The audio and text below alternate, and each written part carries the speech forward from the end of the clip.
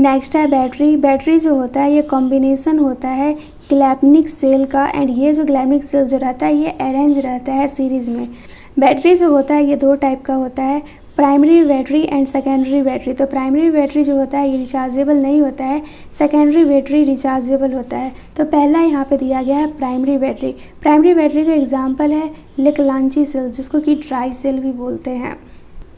इसमें जो एनोड रहता है वो जिंक कप का रहता है, एंड ये एनोड जो रहता है ये आउटर लेयर में रहता है इस टाइप से, एंड कैथोड में रहता है कार्बन रोड जो कि ये मिडिल में रहता है। एंड इसमें इलेक्ट्रोलाइट जो प्रेजेंट रहता है ये MnO2 plus carbon black plus NH4Cl का पेस्ट रहता है। एंड इसमें सिंपल सेल रिएक्शन याद रख लेना, मतलब कि अगर हम एनोड पे लिखे तो एनोड में ऑक्सीडेशन होता है, तो एनोड में जिंक कप दिया गया है तो Zn हो जाएगा, ये इसका ऑक्सीडेशन हो जाएगा तो ये Zn+2 इलेक्ट्रॉन हो जाएगा। एंड फिर कैथोड के लिए ये रिएक्शन याद रखेंगे एंड इसको कट पिट करेंगे तो यहाँ पे सेल रिएक्शन आ जाएगा। कैथोड भी होता है MnO2 plus NH4 plus electron MnOOH plus NH3। Leclanche cell में पोटेंशियल जो होता है ये 1.5 वोल्ट का होता है, मतलब कि इसमें 1.5 वोल्ट जनरेट होता है। बट जैसे जैसे ये ओल्ड होता है ये 1.5 वोल्ट जो रहता है ये डिक्रीज़ करने लगता है। एंड प्राइमरी बैटरी का सेकेंड एग्जांपल है बटन सेल। इसमें एनोड बना रहता है जिंक अमलगम का, कैथोड जो रहता है ये पेस्ट रहता है HgO एंड कार्बन का, एंड इसमें जो इलेक्ट्रोलाइट रहता है वो KOH एंड ZnO रहता है। एंड इसका सिंपल सेल रिएक्शन याद कर लेना, Zn plus HgO ZnO plus Hg। तो यहाँ पे देख सकते हैं Zn का ऑक्सीडेशन हो रहा है 0 से +2 में जा रहा है, एंड HgO मतलब कि ये +2 से 0 में जा रहा है, इसका रिडक्शन हो रहा है। तो यहाँ पे नर्निस्ट इक्वेशन लिखे वो होता है E बराबर E naught cell minus 0.591 by n factor log QC। QC जो होता है ये प्रोडक्ट बाय रिएक्टेंट होता है। तो यहाँ पे देख सकते हैं ये सब सॉलिड में है, तो सॉलिड वाला तो लिखते ही नहीं है, तो QC 0 हो जाएगा, एंड ये 0 हो जाएगा तो E बराबर E नॉट हो जाएगा, एंड E बराबर E नॉट, ये सब 0 हो गया तो E बराबर E नॉट हो गया। तो मतलब कि इसमें पोटेंशियल जो रहेगा वो कांस्टेंट रहेगा। तो इसमें पोटेंशियल दिया रहता है 1.35 वोल्ट। घड़ी वगैरह पुरान भी हो जाता है तो उसमें 1.3 वोल्ट ही पोटेंशियल प्रेजेंट रहता है, ये डिक्रीज़ या इंक्रीज़ नहीं होता है, ये डायरेक्ट ख़राब हो जाता है, जैसे कि वॉच वगैरह होता है, हियरिंग एड्स वगैरह होता है। एंड वही लेक्लांची सेल में रहता है, वहाँ पे पोटेंशियल डिक्रीज़ होता है 1.5 वोल्ट। नेक्स्ट है सेकेंडरी बैटरी। सेकेंडरी बैटरी में केमिकल एनर्जी से कन्वर्ट होता है इलेक्ट्रिकल एनर्जी में। इसमें एनोड जो बना रहता है वो लीड का रहता है जो कि सॉलिड रॉड होता है। कैथोड जो रहता है ये ग्रिड रहता है PV का, यहाँ पे देख सकते हैं ये कैथोड है, एंड ये लीड पाइप है जो कि एनोड रहता है, एंड इसमें पेस्ट रहता है PvO2 का, एंड इलेक्ट्रोलाइट जो इसमें रहता है ये 38% सॉल्यूशन रहता है H2SO4 का वेट बाई वेट। एंड इसका सेल रिएक्शन देखें तो सेल रिएक्शन इसका सिंपल हो जाएगा, कैथोड प्लस एनोड करेंगे तो हमारा सेल रिएक्शन आ जाएगा। ये होता है PV solid plus PvO2 solid plus 2H2SO4 aqueous 2PbSO4 plus 2H2O। अगर एग्ज़ाम में पूछा गया तो सारा रिएक्शन देगा, कहीं पे हो सकता है ये गायब कर दिया तो कहीं पे हो सकता है ये गायब कर दिया। तो सिंपल 10-15 बार ये रिएक्शन को देखोगे तो आसानी से याद हो जाएगा।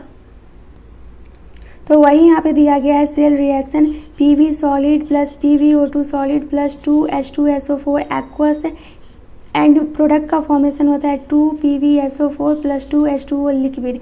यहाँ पे जो ये सेल रिएक्शन है मतलब कि सेकेंडरी बैटरी कन्वर्ट होता है केमिकल एनर्जी से इलेक्ट्रिकल एनर्जी में, बट यही सेल जब चार्ज मतलब कि बैटरी वगैरह चार्ज वगैरह होता है तो इलेक्ट्रिकल एनर्जी कन्वर्ट होता है केमिकल एनर्जी में स्टोर होने के लिए। सेकेंडरी बैटरी जो होता है ये कन्वर्ट करता है केमिकल एनर्जी को इलेक्ट्रिकल एनर्जी में, बट जब यही बैटरी चार्ज होता है तो इलेक्ट्रिकल एनर्जी कन्वर्ट होता है केमिकल एनर्जी में। ये NCERT में दिया गया है तो याद रखना। मतलब कि ये है cell reaction PV solid plus PvO2 plus 2H2SO4 aqueous, and ये प्रोडक्ट में बनता है 2PbSO4 solid plus 2H2O liquid. तो ये जो सेल रिएक्शन है, जब इसको हम रिवर्स कर देंगे तो इलेक्ट्रिकल एनर्जी कन्वर्ट होगा केमिकल एनर्जी में, एंड ये जो सेल रिएक्शन है इसमें सिंपल केमिकल एनर्जी कन्वर्ट होता है इलेक्ट्रिकल एनर्जी में। एंड इसका जो पोटेंशियल होता है ये 2.008 वोल्ट होता है। ये पोटेंशियल एक प्लेट जनरेट करता है सेकेंडरी बैटरी में।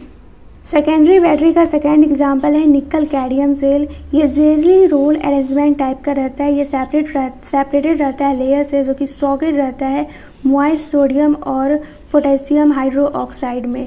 एंड इसका सेल रिएक्शन देखें तो ये होता है CD+2NiOH3 एंड प्रोडक्ट में बनता है CdO solid plus 2NiOH2 solid plus H2O liquid. Next है फ्यूल सेल। फ्यूल सेल में कन्वर्ट होता है थर्मल एनर्जी इलेक्ट्रिकल एनर्जी में, एंड इसमें कैथोड पे देखें तो O2 plus H2 plus 4 electron से बनता है 4OH माइनस, एंड एनोड पे देखें तो H2 gas plus 4OH minus aqueous से बनता है 4H2O लिक्विड प्लस 4 इलेक्ट्रॉन। जब ये कैथोड प्लस एनोड करेंगे तो हमारा ये वाला रिएक्शन आ जाएगा 2H2 प्लस O2 प्रोडक्ट बनता है 2H2O लिक्विड में। एंड ये जो वाटर बना है मतलब कि ये थर्मल एनर्जी यहाँ से रिलीज होता है -440 किलो जूल, एंड ये जो थर्मल एनर्जी है इसी को कन्वर्ट किया जाता है इलेक्ट्रिकल एनर्जी में। एंड NCERT में इस टाइप से डायग्राम बनाया गया है। इसको हम हाइड्रोजन ऑक्सीजन फ्यूल सेल भी बोल सकते हैं, क्योंकि इधर से देख सकते हैं हाइड्रोजन गैस जा रहा है, हाई प्रेशर पे ये लिक्विड में कन्वर्ट हो जा रहा है, इधर से ऑक्सीजन गैस आ रहा है एंड हाई प्रेशर पे ऑक्सीजन लिक्विड में कन्वर्ट हो जाता है। एंड ये जो है ये कैथोड है जो कि पॉजिटिव है, एंड ये ग्रेफाइट रोड का बना हुआ है, एंड ये एनोड है जो कि निगेटिव है, एंड ये भी ग्रेफाइट रोड का बना गया है। एंड इसके बीच में एक्वस इलेक्ट्रोलाइट है जिसमें कि प्रेजेंट रहता है KOH और NaOH, मतलब कि potassium hydroxide and sodium hydroxide. And ये जो हाइड्रोजन ऑक्सीजन फ्यूल सेल जो रहता है, यहाँ पे डिस्टिल वाटर जो है इसको यूज़ किया जा सकता है ड्रिंक वगैरह में भी, एंड ये पॉल्यूशन फ्री होता है, इसमें कोई भी पॉल्यूशन वगैरह नहीं होता है। इसका यूज़ किया जाता है अपोलो स्पेस प्रोग्राम में, रॉकेट में, वही यहाँ पे दिया गया है कि ये पॉल्यूशन फ्री फ्यूल सेल है।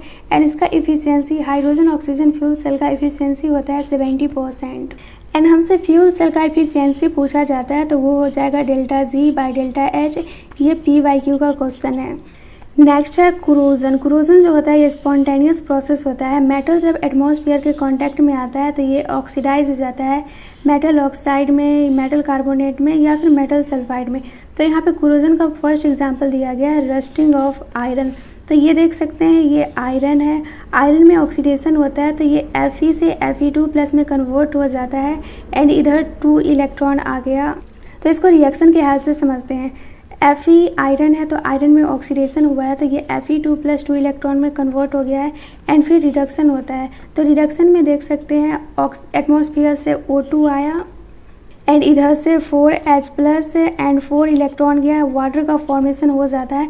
एंड जब ये दोनों रिएक्शन को हम ऐड करेंगे तो ये आएगा 2Fe2 plus 2H2O half O2, and product में बनेगा Fe2O3 प्लस 4H प्लस। इसको बोलते हैं मेटल ऑक्साइड जो कि क्रोजन होता है एंड ब्राउन कलर का होता है। तो वही यहाँ पे देख सकते हैं Fe2 प्लस O2 मिलके Fe2O3 का फॉर्मेशन कर लिया, एंड ये मेटल ऑक्साइड को क्रोजन बोलते हैं एंड ये ब्राउन कलर का होता है। एंड Fe2O3.XH2O जो होता है ये रस्ट का फॉर्मूला होता है। सीप वगैरह में जो बॉटम में उसके बेस में आयरन रहता है तो इस आयरन को प्रोटेक्ट करने के लिए वाइट टीन का प्लेटिंग किया जाता है। नेक्स्ट है Fe को बचाने के लिए क्रोजन से Zn का प्लेटिंग किया जाता है इस पर। ये NCERT का डायग्राम है तो इसको अच्छा से देख लेना है। ये मेटल है, मेटल ऑक्सीडाइज हो रहा है तो ये Fe2 प्लस 2 इलेक्ट्रॉन में कन्वर्ट हो जा रहा है। यहाँ 4 इलेक्ट्रॉन आया तो ये ऑक्सीजन एटमॉस्फेयर से आया, एंड ये 4H प्लस से रिएक्ट करके वाटर बना लिया, एंड ये Fe2 प्लस O2 मिलके Fe2O3 बना लिया।